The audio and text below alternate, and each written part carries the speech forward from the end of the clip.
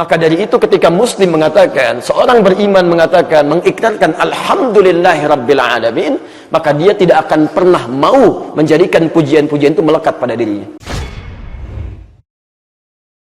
Di dalam bahasa Arab, khususnya di ilmu nahwu nanti, setidaknya jika satu kalimat diawali dengan al, itu bisa menunjukkan dua makna.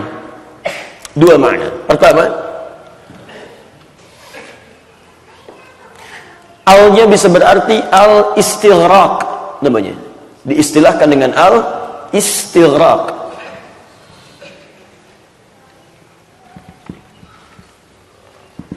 Ya. Apa itu al-istighraq?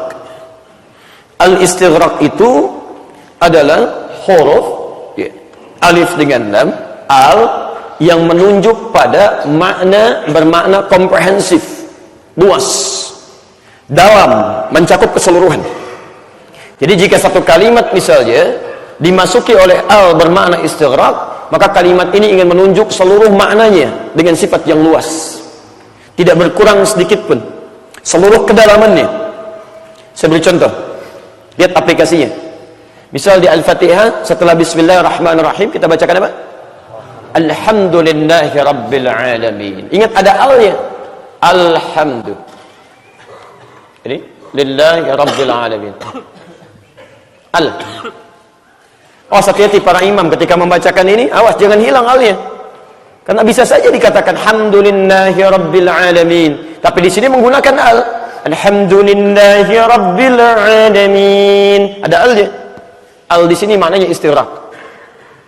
Makanya diartikan segala, semua. Kalau segala itu kan seluruhnya, semuanya. Jangan dikurangi, sehingga dengan pengurangan itu sifat segalanya dihilang. Lihat sini, hamdu itu pujian, pujian. Lillah liyam mulkiyah, menunjuk pada milik.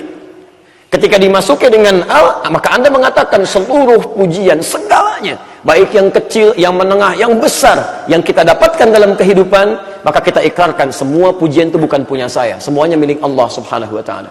Paham? Makanya orang-orang yang mengerti dengan ini, ketika mengucapkan Alhamdulillahi Rabbil Alamin, apapun yang nampak unggul dari dirinya, dia akan mau dipuji. Karena dia sudah katakan 17 kali dalam sehari, kalaupun ada yang nampak bagus, itu bukan punya saya, semua milik Allah. Semua milik Allah. Cuman kemudian Allah titipkan kepada saya seakan-akan seperti kemampuan itu untuk menghadirkan rasa syukur dari diri kita. Jadi kita diberikan kesempatan mendapatkan pahala lewat syukur. Kita nggak punya pujian itu. Jadi kalau Anda merasa punya kelebihan dalam sesuatu, sebetulnya itu cuma titipan. Bagaimana Anda bisa belajar bersyukur dari itu? Sebab kalau nggak dititipkan yang seperti itu, Anda nggak bisa tahu tentang syukur. Pahala nggak bisa diraih. Seperti Allah titipkan masalah untuk Anda belajar sabar. Sebab kalau nggak ada seperti itu, bagaimana bisa memaksimalkan sabar? Paham ya? Maka dari itu ketika muslim mengatakan, seorang beriman mengatakan, mengikrarkan Alhamdulillahi Rabbil Alamin, maka dia tidak akan pernah mau menjadikan pujian-pujian itu melekat pada dirinya. Lillah, lillah, lillah. Masya Allah, akhi, anak antum itu luar biasa. Ranking 1 terus, Masya Allah, luar biasa. Apa resepnya? Alhamdulillah, sudah semua milik Allah. Kalau kita cuma ketitipan saja, kalau ada pujian-pujian semuanya milik Allah. Kita cuma berikhtiar. Jadi orang yang mengikrarkan kalimat ini, dia tidak akan mengambil bagian dari pujian itu. Jangan diambil. Akhi, anak antum luar biasa itu, juara 1 terus. Apa resepnya? Alhamdulillah, semua milik Allah. Semua pujian kembali kepada Allah. Ya, saya juga berperan sedikit-sedikit. Kalau malam saya ajarin, ibunya tuh hampir nggak tidur mas dalam semalaman. Masya Allah. Nah, itu bukan Alhamdulillah.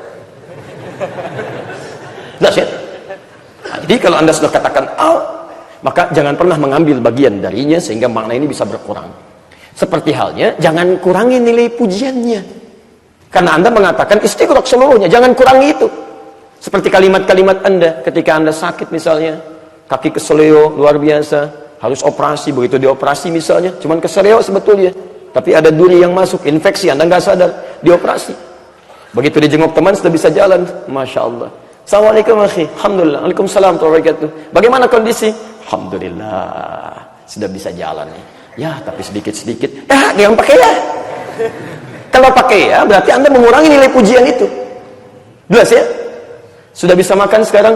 Alhamdulillah. Ya, walaupun. Enggak apa-apa pakai walaupun. Ini tatkala Anda sudah katakan alhamdulillah, maka kalimat tapi, seakan-akan, kalaupun, ya itu hilang semua. Karena dengan kalimat-kalimat itu ketika keluar Anda mengurangi nilai yang dimaksudkan. Jelas di sini? Kalau tidak disebutkan Allah yang mengiringi kalimat ini, salat misalnya, oke? Bisa begini bentuk jamaknya, bisa begini bentuk tunggalnya, nggak pakai alif lam. Maka ini disebut dengan nakirah, bebas, umum. Jadi kalau diperintahkan salat tidak menggunakan alif lam, berarti salat Anda bebas. Mau cepat silahkan, mau lambat silahkan, terserah Anda lah. Mau khusyuk, mau tidak, itu pilihan. Silahkan. Nanti tarawih tuh, ada yang 11 rakaat, ada yang 23 rakaat, Masya Allah. Kalau tidak menggunakan al, bebas. 23 rakaat, 7 menit Pak. Allahu Akbar, Allahu Akbar, Allahu Akbar, Allahu Akbar. Ya, itu tidak pakai al.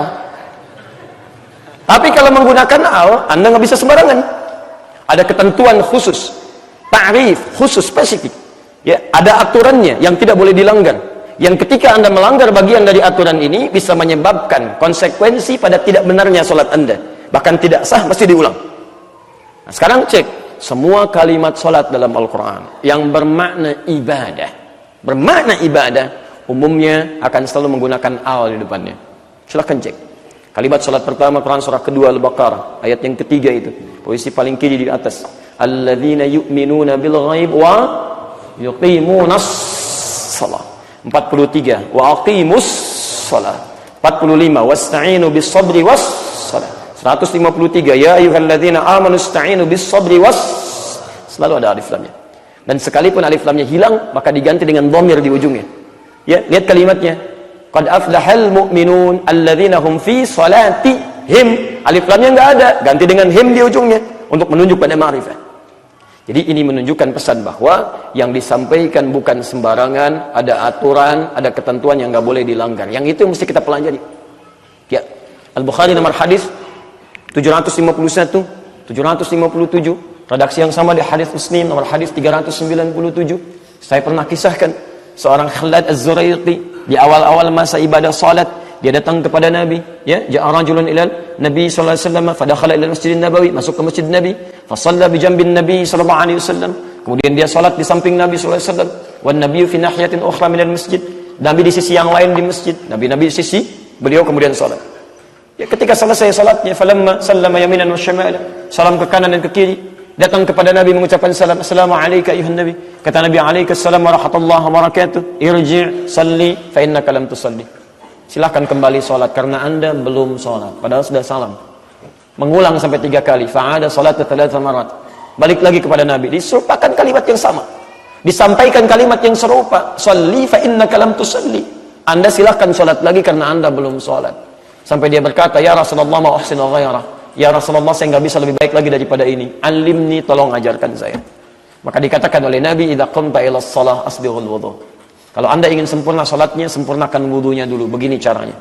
Kata para ulama fikih, melihat hadis ini menyimpulkan, ini orang ternyata yang salah dari wudunya juga sudah keliru. Kalau yang salah cuma salatnya, Nabi akan langsung ajarkan cara salatnya. Tapi ketika diajarkan dari wudunya, ini menunjukkan pesan ada korelasi kesalahan dalam wudu dengan kesalahan dalam salat. Pulang ke rumah, lihat anak Anda. Ketika anak Anda wudunya tidak sempurna, pasti salatnya pun akan berdampak. Silahkan cek.